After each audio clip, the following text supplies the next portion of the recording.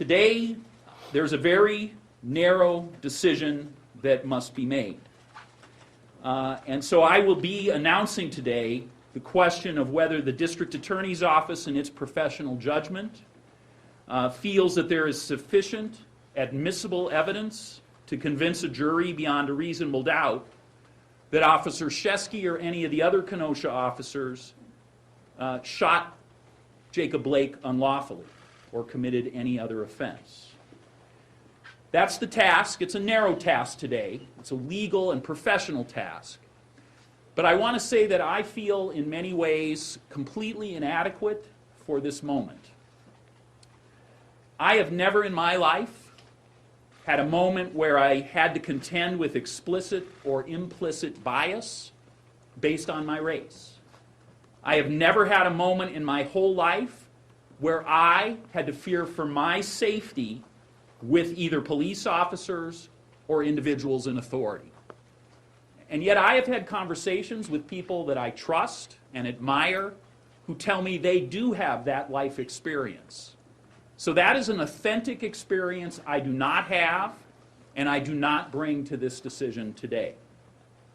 Conversely, I have never been an individual who has left my family and gone to a shift at work knowing I could face armed persons who might try to end my life. And further knowing that in the course of my job, in facing those armed people who might try to end my life, I might not have the option to run away or to hide as any private citizen rationally would. And I know that to be an authentic experience, and that is not an authentic experience I bring to this decision today either. What I do bring to this decision is almost 3 decades as a prosecutor making charging decisions, which is what I'm being asked to do today. I have my entire professional life tried to keep this community safe. Tens of thousands of times I have looked at sets of facts and had to make a decision whether there were sufficient facts that fit the law that would allow the prosecutors, including myself, to be able to prove a case to a jury beyond a reasonable doubt. I have personally taken more than 250 cases to jury trial.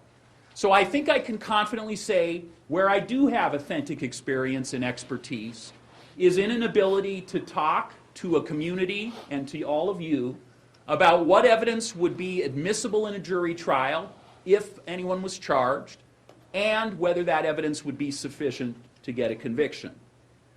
I also have a complete and absolute commitment that that charging decision must be made independent of outside forces or the political winds that swirl about in this year and this era that we're in.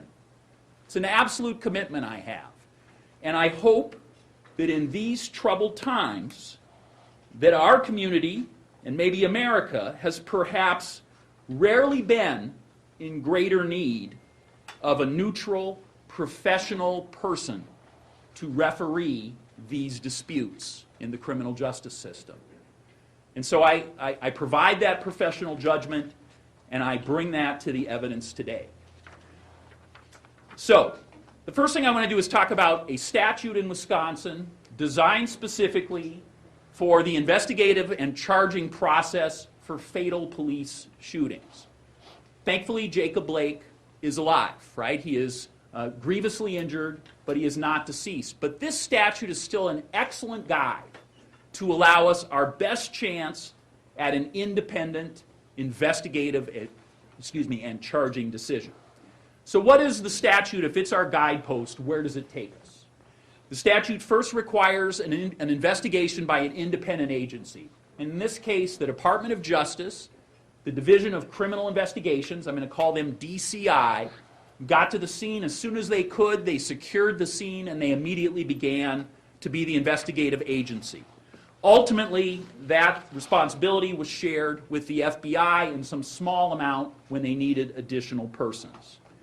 The statute requires that when that investigation is completed, in as timely, expeditious a manner as possible, it goes to the district attorney in the county where the shooting occurred. And of course that is, in this case, Kenosha. And in this situation, an exhaustive investigation was done. There's more than 40 hours of squad video. There's hundreds of pages of electronic information. There are almost 200 separate law enforcement reports and almost 1,500 individual pages of police reports. So this was clearly a dramatically exhaustive investigation. And was it expeditious? They got it to Noble Ray, the independent use of force expert on this case, by, I believe, October 8th, 2020, and ultimately to the district attorney's office as well. Then the statute requires that the district attorney, the elected district attorney in that county, must determine if there's a basis to prosecute any of the involved law enforcement. And it is my decision now that I announce today before you that no Kenosha law enforcement officer in this case will be charged with any criminal offense based on the facts and the laws as I will describe them to you now. So it is our decision that no charge will be filed. I'm going to also tell you, just because I think it is important, that no charge will be filed against Jacob Blake in regards to this incident as well. For many of the same reasons, in terms of an overall discussion about this case, that is not something that the district attorney's office intends to pursue. Now, if the district attorney's office does not file charges, if that does not happen, then immediate transparency has to take place. And so what has to happen is, first, the DCI website will by 5 o'clock today have available their complete investigative file.